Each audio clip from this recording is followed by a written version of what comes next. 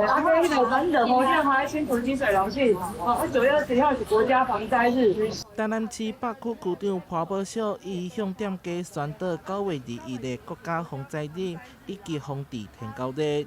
马里奥在室内运动，突然地震来了。公所也搁伫咧面册卖奖夜顶悬，以趣味的方式拍片宣导防灾注意事项。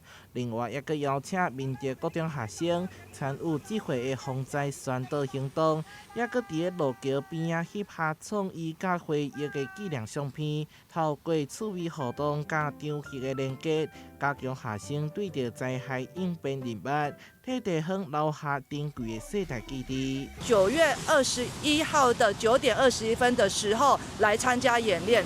那这个演练呢，最主要是3步骤。当地震来临的时候，我们必须要做趴下、掩护、稳住这3个步骤，来确保自己在地震来临的时候要注意自己的安全。面对灾害甲疾病的挑战，北区公所透过多元管道，和防灾甲防疫观念深入每一个角落。